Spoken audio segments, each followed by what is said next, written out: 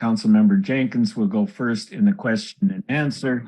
We will then rotate for each question. So the first question will be answered first by Councilmember Jenkins, and then the second question will be first. And the first question by rules is a simple question. Will you spend your campaign if someone other than yourself is endorsed by this convention? Yes or no? The answer to that question is I will continue to seek re-election to fight for the residents of the city of Minneapolis and the 8th Ward. So the answer to that question would be, I will continue my campaign if I don't. Mr. Stevenson, can you answer that question? Do you need it repeated? Please unmute both the candidates.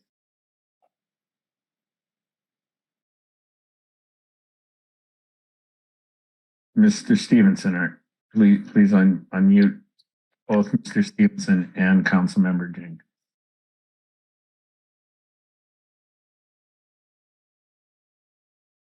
Please unmute him.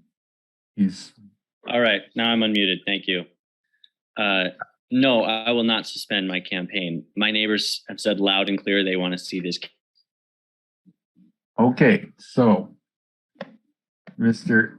Larry, you have the next question, and Mr. Stevenson will answer this one first. We have a short delay while we're sorting the questions out. Aaron, have you completed that process of sorting them? Should I delegate the question asking over to you? Yes, Larry. So I think, and thank you delegates who have texted back and saying that you've withdrawn or your question's been answered. Thank you, both of the candidates. Your speeches have answered questions, so a few people have withdrawn questions. Mr. Chair, we've got about 5 categories here, and I would suggest recognizing Christoph Kaplan with a question about city council relations. And each candidate will have 1 minute to answer each question asked. Is that right? Are you gonna? I'm timing the full 20 minutes. You want to time the 1 minute? Sure, I will do that.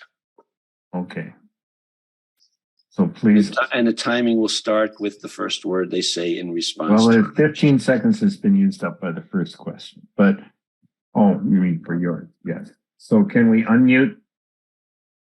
And I will cut people short if they give speeches. Just ask. Christoph Kapahan, I believe. Please unmute Christoph Kapahan.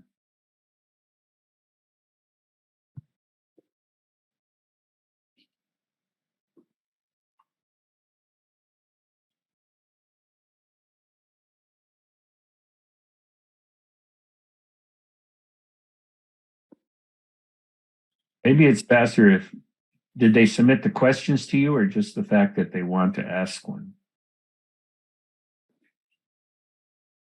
Okay, well, Christoph Kapahan submitted a question about city council relations. That was the only one. If Christoph doesn't want to ask the question, perhaps we'll move on to the environment and recognize Delegate Marissa Juul, Juul.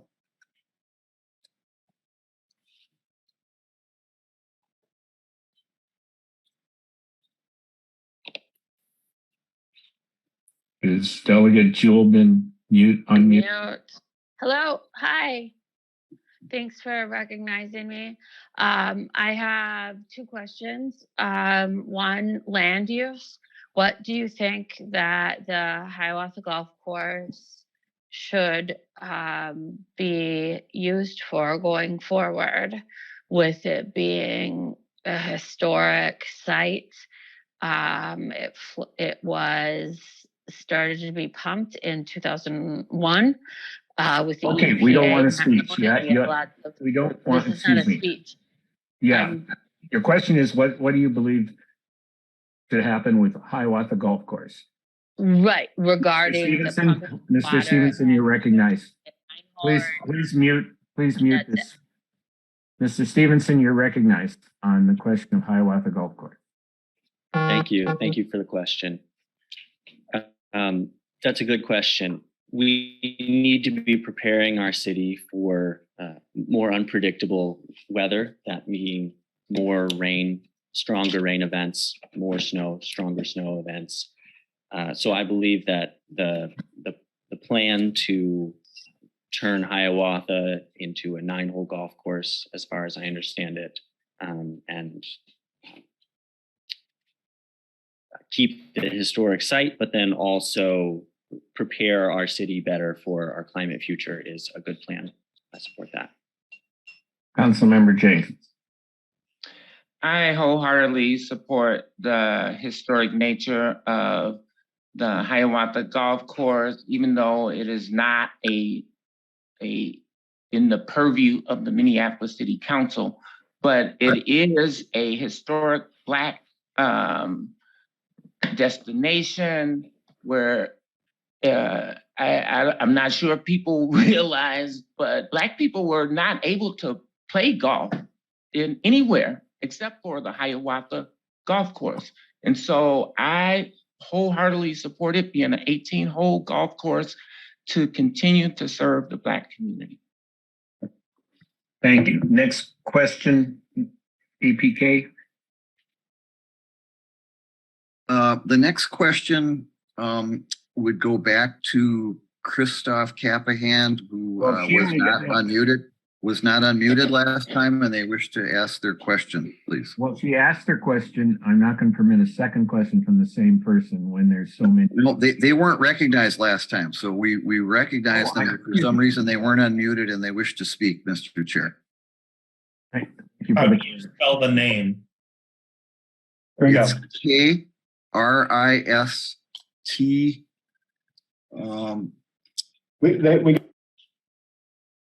We find it here.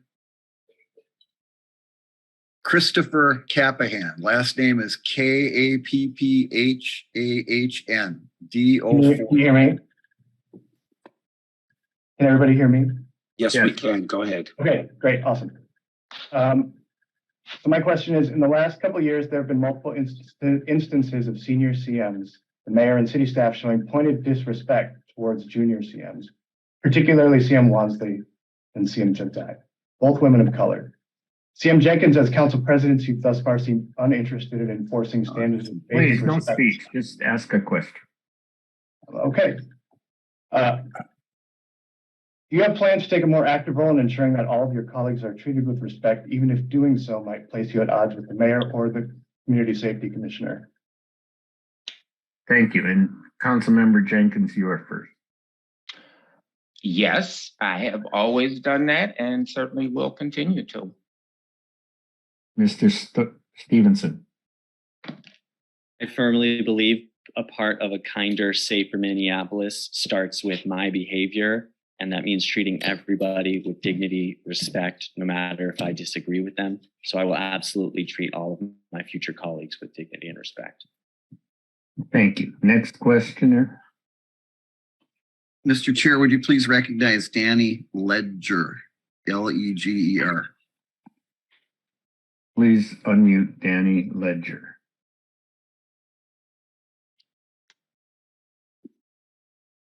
And Mr. Soren Stevenson will go first. Hi, it's Leger, but nobody ever gets it, so I don't feel bad about it. This question is for both candidates. Can you discuss a time when you faced discrimination in your career, how it impacted you and what it cost you, and specifically how you would address that in your position? Mr. Stevenson. I have been fortunate enough, for very obvious reasons, to not have experienced very much discrimination in my career, aside from people looking down on me for being young. But that has not greatly impeded me, and I am very thankful for that. And I recognize that many people do not have that same experience, and I understand that part of a kinder and safer city is working to make sure that that kind of workplace discrimination doesn't happen at the city and doesn't happen in my campaign or in my office. Councilmember Jenkins. Yeah, I have been discriminated against probably every day of my life. I absolutely have been under attack about my humanity.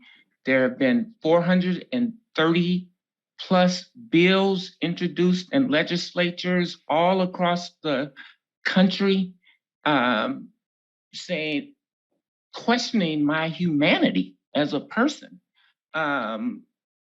As a transgender person, as a Black person, the whole point of truth and reconciliation is that Black and brown people have been historically discriminated against every day.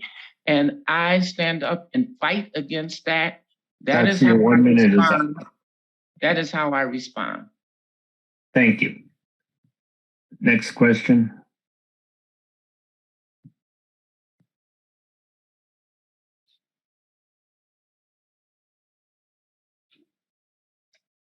APK, do you got another question?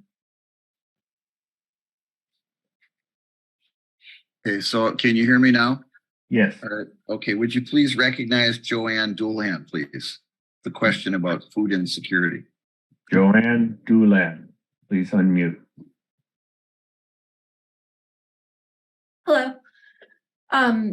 Food prices have risen substantially. SNAP assistance was recently reduced after the end of COVID-19 federal supplemental funds, and multiple food shelves in Minneapolis have changed their rules, how often an individual can seek assistance, once a month instead of once a week, for example. So this question is for both candidates. If elected, what do you plan to do to address increasing food insecurity in Minneapolis? And thank you very much. Councilmember Jenkins. Yeah, thank you for that question. I think food insecurity is a significant problem, particularly for low-income Black and brown communities. I support food shelf programs like the one at Sabanthony Community Center, as well as the Church of the Incarnation that helps families to access food. I was a supporter of the Seward Co-op moving to 38th Street to be able to provide food options for community members. And I think we need to have universal basic income to really help support low-income families to be able to get the things that they need for their lives. Thank you. Mr. Stevenson. Thank you. Food insecurity is a serious problem and a deep need in the city and in our ward. And so one of the things that we need to do is make sure that the city's regulations aren't preventing grocery stores that sell produce and sell food at a cost that people can bear from opening up in our neighborhoods. So part of this is we need more grocery stores, and we need to make sure that the city is getting out of the way and preventing these grocery stores from opening where we live. And all kinds of grocery stores that serve every kind of person, every kind of need at all income levels. We also need to be supporting our food shelves more actively. I absolutely support that. Thank you. Next questioner. We're going to move on to the questions on housing issues. And if the chair would please recognize Peter Stanley Zeffel, please. Please unmute Peter Stanley Duffel. It's Zeffel, I believe, Z-A-F-F-E-L. Zeftel, but it doesn't really matter. I wanted to ask both candidates, do you support their current policy of evicting homeless encampments, basically by the police? And could you explain how those evictions help people find housing? Thank you. Mr. Stevenson. I do not support the city's current policy on encampment evictions. It is cruel, it is ineffective, and it is harming everyone in the city. We need to be addressing encampments by getting people the resources they need in order to be healthy, safe, and find housing. We are wasting our money, we are wasting our time, and we are hurting people with our current policy, and it is an emergency that we shift course immediately and start dealing with people like people, start treating them with their humanity, and get people places to live rather than pushing them from place to place and pretending that that's going to ever deal with the issue. Councilmember Jenkins. Yeah, this is a very challenging problem that is impacting cities all across the country. Here in Minneapolis, we have built the Avivo tiny housing to support people who want to receive support into housing. We have a shelter system and a system of support that can help people find housing if they take those opportunities. We do need to improve how we communicate about these closures and make sure that we have access to opportunities for people to move forward and to get engaged into housing, appropriate housing for their issues. We need support services for people dealing with mental health 1 minute's over. and chemical dependency issues. Thank you. Next question. Mr. Chair, could we We have 10 please, minutes of our 20. okay, Mr. Chair, would we please recognize Linda McDowell? Would Linda McNewell be unmuted, please? I think it's McDowell with a D. McDowell. Is that MC or MAC? It's McDonald. Oh, I'm not sure. I submitted a couple questions, so I'm not sure which one. It's up to This you, is but the housing. This is the Only housing. one. The housing line. Okay, I know, here and across the country, there's a great deal of concern about increased homelessness and rising costs of housing. I would like to hear from each candidate. What specific ideas do you have for improving housing access and affordability in Minneapolis? And, I know rent control is one answer, but I want to hear a broader pantheon of your ideas. Councilmember Stevenson, you're first. Thank you. That's a great question, and I'm excited about this one. I support a strong rent stabilization policy. That's the first one. I support a tenant opportunity to purchase policy, which is where if you live somewhere and the owner wants to sell, you get a chance to buy so that we don't have our neighbors being pushed out by giant corporations.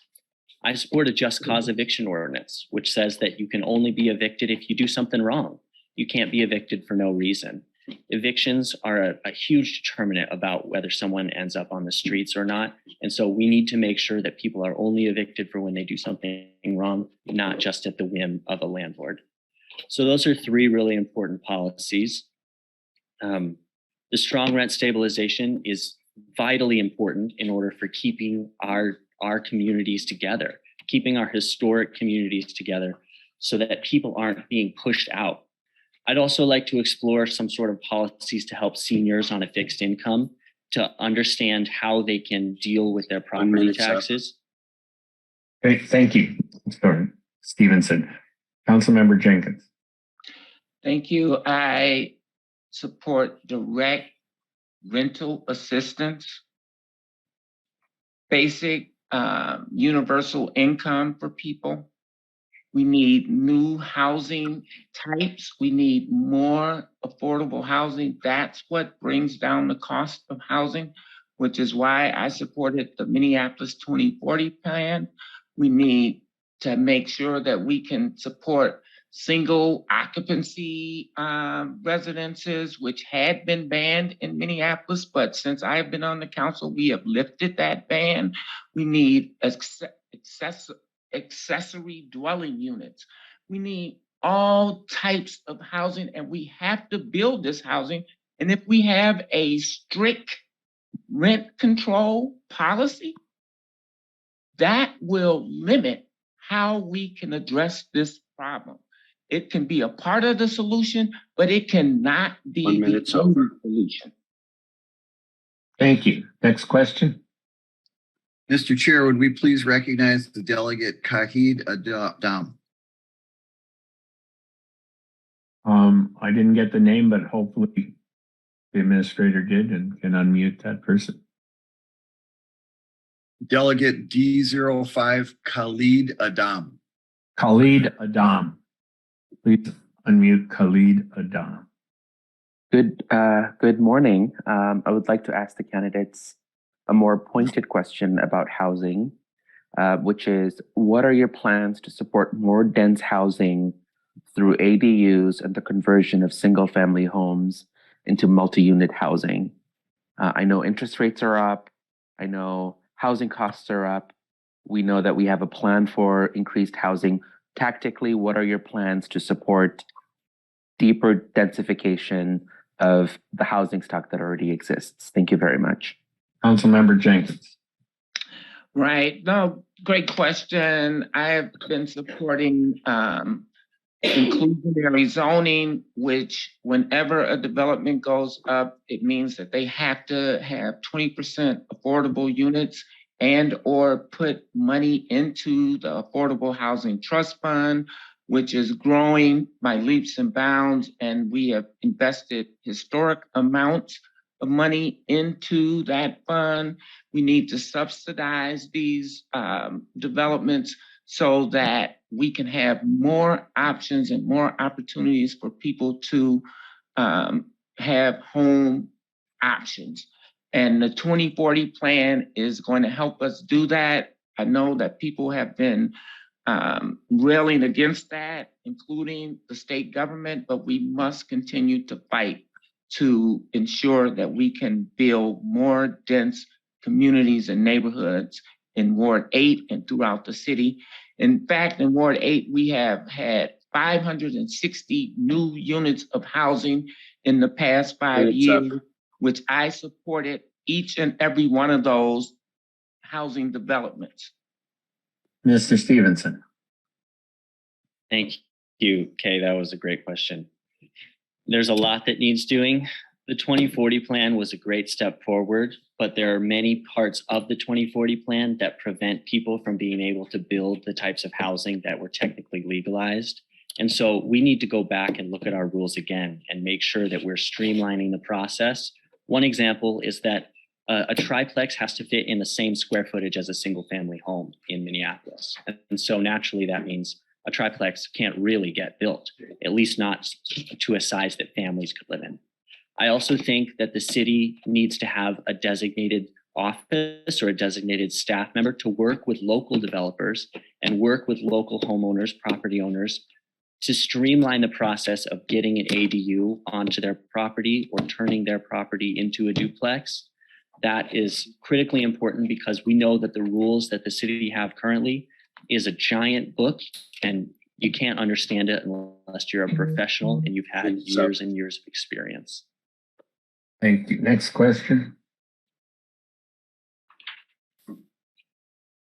And we have time for probably 2 more questions if we go quick.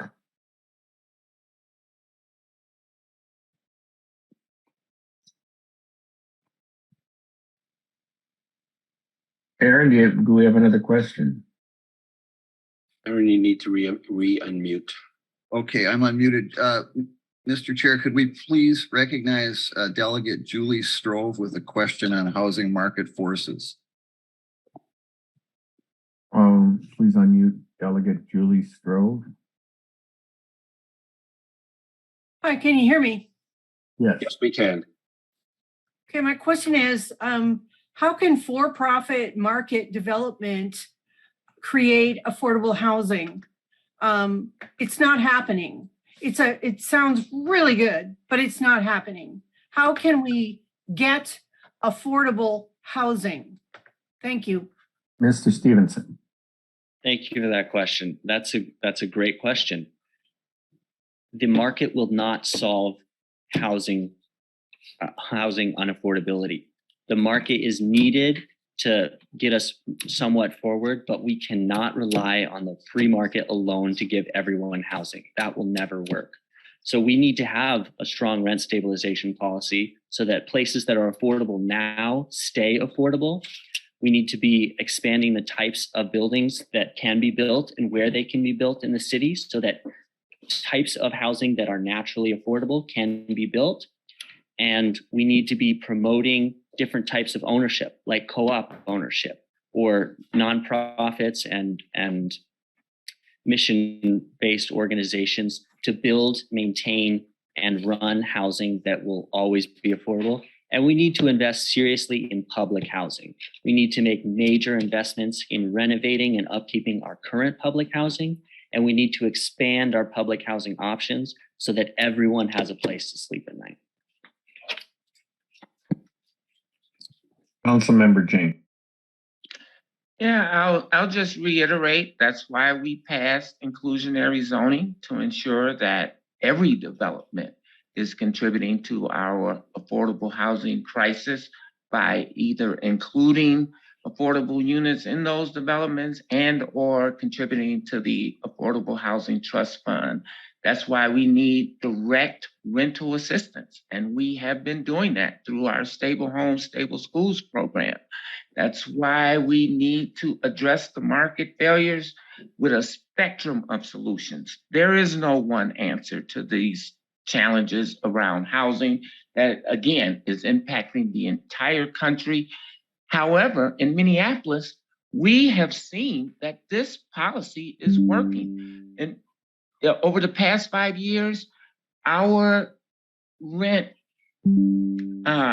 has remained at 1% increase over the past 5 years. So adding more housing is the best solution to our affordable housing crisis. Thank you. Last question. Mr. Chair, could we recognize Delegate Fernando Acosta with a question on translation and involving all communities? Could we unmute Fernando Acosta? Acosta. Could you spell that? I don't see a name like that in the Acosta. That name is not in the participants. Then if we could recognize finally, Mr. Chair, the delegate Roxanne Anderson with the question of public safety. Roxanne Anderson, please.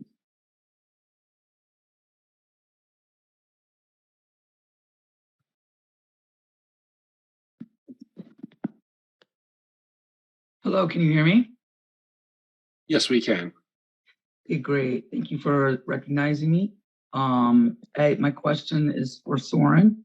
You stated that it was being shot as a white man in the struggle for liberation that moved you to this action.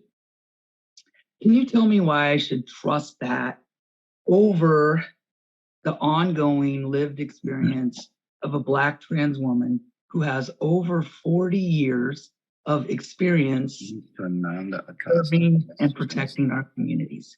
Okay. Yeah, that's a great question. Thank you for that question.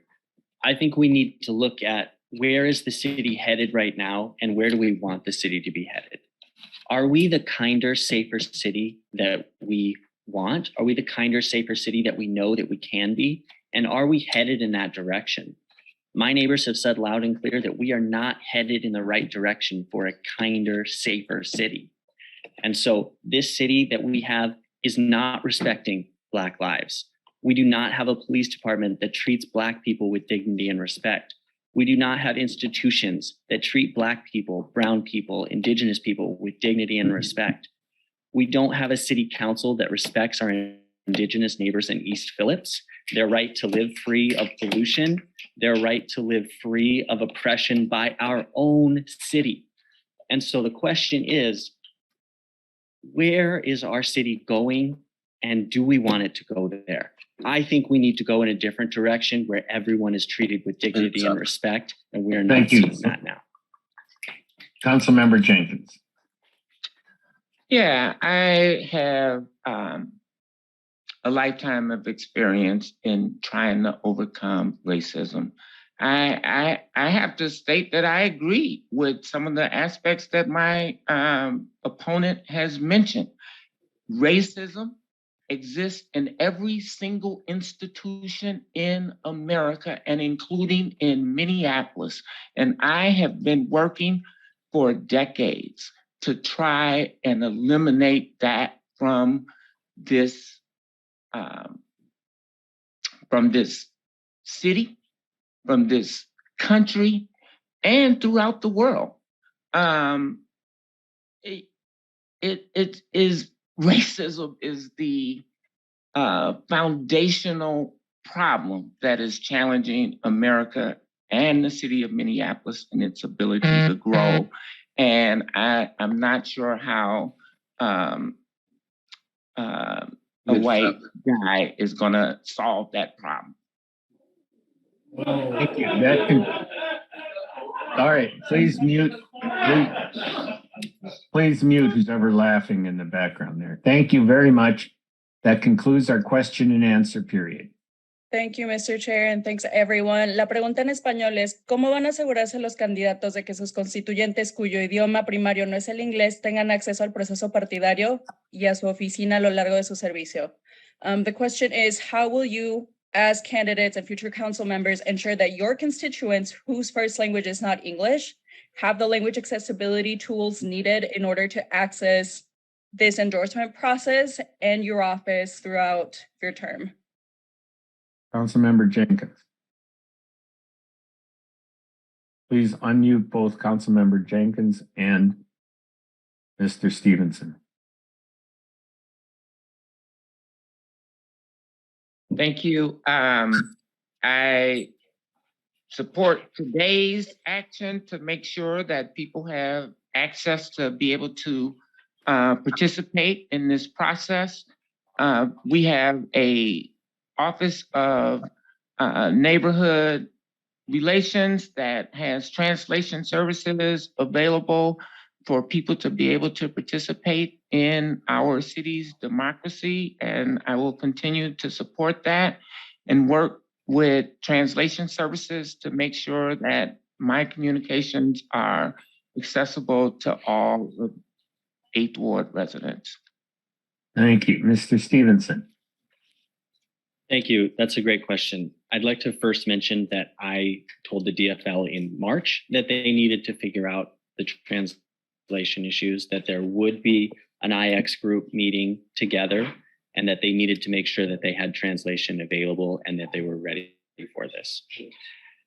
Firstly, when I'm elected, I will be having bilingual staff, and I'll be making sure to do specific outreach to groups who do not speak English as their first language. Whether that be our Somali neighbors or whether that be our Spanish-speaking neighbors. It's of the utmost importance that all of our community members are able to participate in our democracy. Thank you. So, Eric, do we have another question from the same party, or do we have any other parties who want to ask questions? She's translating both answers right now, and we'll have another question soon. Thank you. And this is me being very non-defensive about the criticisms. I suppose that was defensive, wasn't it? Okay. I'm sorry. I apologize for that. We accept the criticisms. We have, as I said, we're all volunteers, and we do work very hard, and we did try to have translators here today, and I'm embarrassed and remorseful about the problems. And all I can say is that we'll try to learn from them and do it better next time. Mr. Chair, there's a request to unmute Fernanda Acosta, Fernanda Acosta. For a question? I believe so. I've been asking for more. We asked the Fernanda. Motion allowed for 3 questions, and we've been asking we've had one. For more questions. I believe I believe that's one of the translators. Is that one of the translators? Because yes, folks, I've been unmuted. Thank you so much. But We this have should a not be different. restricted to Spanish speakers. If there are Somali speakers or Russian speakers or Vietnamese speakers or whatever, they would fall. But would someone unmute Fernanda Acosta? Yes, I'm Mr. unmuted. Chair, I am unmuted. Thank you so much. And if the body will allow, we would like to ask another question. This is coming from one of the delegates here in the room. Yes. How will the candidates work to promote unity across races rather than race-driven polarization in the movements that we all share as intersectional beings? Okay, and Mr. Stevenson, you're first. Yeah, thank you. Thank you for the question. It's important that we're making policy, and we're making policy in such a way that all people, no matter what we look like, where we come from, what language we speak, are being heard and being centered in the way that we're creating this policy.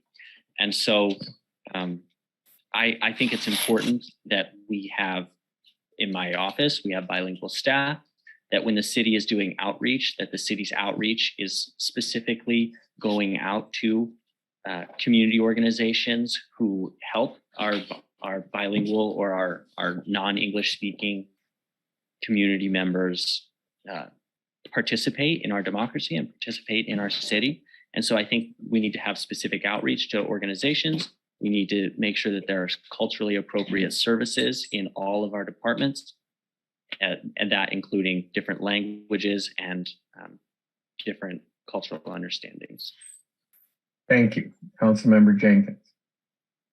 Thank you so much, and thanks for that question. I have a strong history of intersectional work, advocacy for all communities, including disabled communities. That has been a hallmark of my activism as well as my political career, and I will continue to ensure that all voices are heard in our community as it relates to how we progress and move forward as a city. Thank you, Councilmember Jenkins. We have one more question. APK, do you have another question?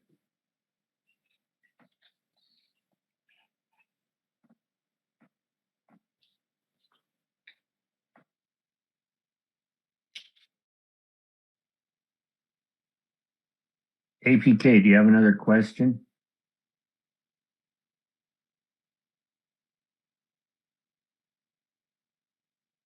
If any of the other co-hosts have other questions, otherwise I have asked the IX group to unmute, but it doesn't. Yes, if they have another question, nobody else is looking to be recognized at this point.